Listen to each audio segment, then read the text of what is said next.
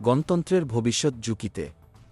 কেন দ্রুত নির্বাচনের দিকে যেতে হবে জানালেন আমির খসরু।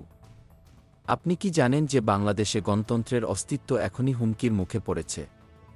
রাজনৈতিক মহলে একটি উত্তাল পরিস্থিতি বিরাজ করছে, যা যদি অবিলম্বে সমাধান না করা হয় তবে দেশের ভবিষ্যৎ অন্ধকারে ডুবে যেতে পারে।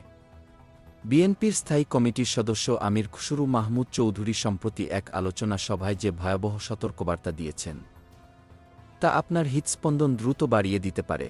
তিনি বলেছেন, যত দ্রুত সম্ভব নির্বাচন হতে হবে। জনগণ যদি তাদের মালিকানা ফিরে না পায় তবে আমাদের গণতন্ত্র একেবারে মুখ থুবড়ে পড়বে। কিন্তু কেন এমন এক অতি জরুরি নির্বাচন প্রয়োজন? কি এমন ঘটনা ঘটতে যাচ্ছে যা গণতন্ত্রের অস্তিত্বকেই চ্যালেঞ্জ করছে?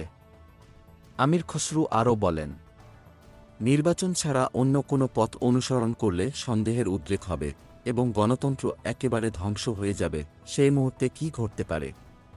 যদি নির্বাচন না হয় তাহলে জনগণ তাদের প্রাপ্য মালিকানা ফিরে পাবেন না। এমন পরিস্থিতিতে রাজনৈতিক তৎপরতা কোথায় দাঁড়িয়ে যাবে? কোন পথ হবে জনগণের একমাত্র সমাধান?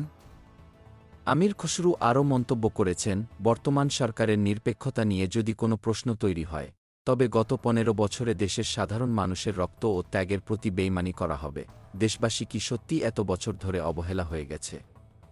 মানুষের আত্মত্যাগ কি এতটা অপমানিত হবে? এই প্রশ্নগুলো রীতিমতো দেশের সামনে এক বিশাল সংকট সৃষ্টি করতে পারে।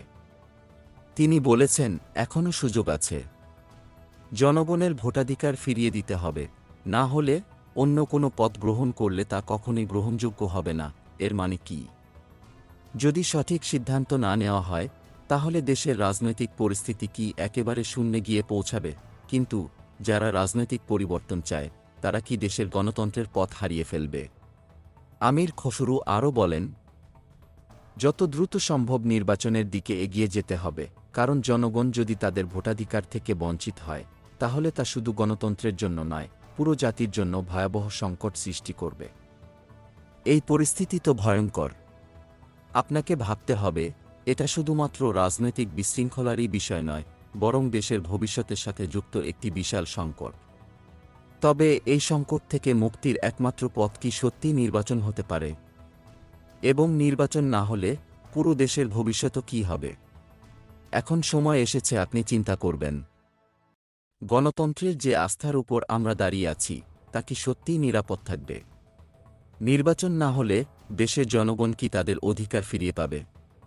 আমির খসরু এর মাধ্যমে এক গভীর সংকেত দিয়েছেন যে সংকট আসন্ন এবং এর সমাধান একমাত্র নির্বাচনের মাধ্যমে সম্ভব।